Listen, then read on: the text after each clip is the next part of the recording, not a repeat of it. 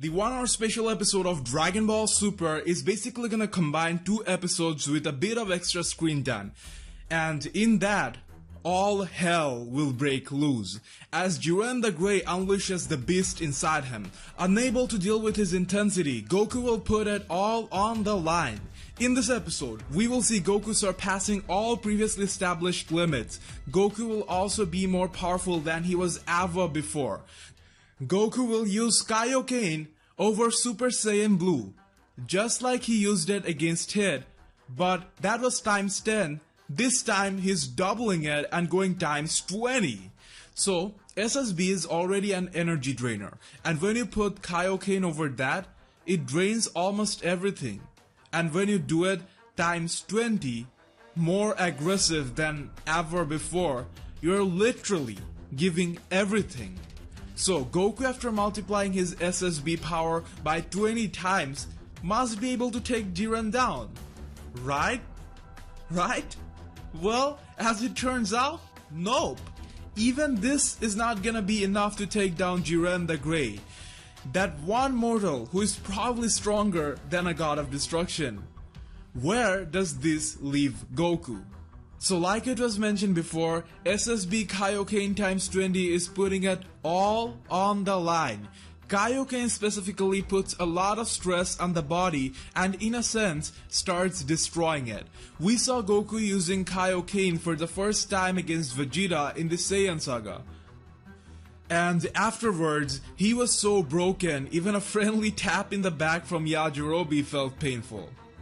Most recently, he seriously used it for a prolonged time against Hitman Hit in the last tournament, and afterwards his body was so broken, he had to call quits. And that even was SSB Kaioken times 10. So Goku is seemingly left with no energy. How does he come back from this? How does he even get enough energy to get his new form? Now, from different promotional material reveals, we know for a fact Spirit Bomb, otherwise known as Genki Dama, will be involved in this special episode.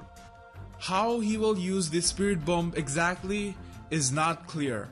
But in a battle royale stage against an opponent like Jiren, the Spirit Bomb attack, as we know, it doesn't really make sense. Firstly, you don't have to kill your opponent, you have to throw him out of the stage. Secondly, in order for the Spirit Bomb to be effective, the guy in the receiving end has to be evil. While Jiren is not really evil, there's just misunderstanding between Pride Troopers and U7. However, Goku is out of energy in his body and needs to recharge in order to continue. And guess how Goku can gather energy? The Spirit Bomb! So according to this theory, Goku will gather all the energy and then instead of throwing the Spirit Bomb at Jiren and risking missing him, he will absorb all the gathered energy from the Spirit Bomb in his body. This will not only recharge Goku, but will also unlock the new form that we currently call the Limit Breaker form.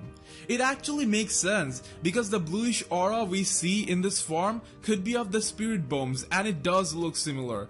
Also, since Goku's hair is black, it must mean he is using no transformation. Even though we have not seen this happening in the series, in one of the movies Goku did exactly that versus Android 13 when he formed a Spirit Bomb and infused it in his body. It made him dramatically powerful and he was able to take out 13 with a single punch, someone against whom all attacks were completely ineffective against previously. Anyways, we know Spirit Bomb gathers energy from nature, planets, animals, humans, and anyone who is ready to contribute. The battle royale is taking place in the world of Void, where there is no time and space. So how will Goku pull this off? Maybe he could do something multi-universal level where he's able to channel energy from different universes to the world of Void, or somehow finds a source of generating energy in the world of Void. But we haven't seen him doing anything like that. Going by what we know he can do, he could probably ask for his teammates to give him some energy, which could in extension include even Beerus and Whis. But I'm a bit concerned if any god giving energy is allowed or not. The rules are shady and oftentimes even change. Which brings us to the Xenos. These two are easily impressed by fights and different techniques. What if, seeing Goku ask for energy, one or both of them, I'll assume the original Xeno raises his hand and gives a bit of energy contribution to Goku's spirit bomb. If that happens, that's a game owned for Goku, because even a slight bit of energy from the god of everything changes everything. Maybe that's what his new form is all about. Maybe that's how he unlocks the new form and goes beyond the limits of a mortal by the help of Xeno. The only problem I see with that is they're not gonna end the battle in that episode. But if Goku gets Xeno Ki, no one should be a match for him. And this should only happen during some kind of a final fight. So I'm doubtful about things going down exactly like in the theory. Although it all sounds quite plausible, remember it is just a theory and might not come true. What do you think about all this? Additionally, I wanna ask, now that Jiren was able to outplay SSB Kaioken times 20, do you think he is the mortal who is more powerful than a god of destruction as mentioned by Beerus and Whis before the tournament? Yes or no?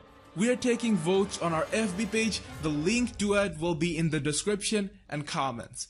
See you in the next Dragon Ball Super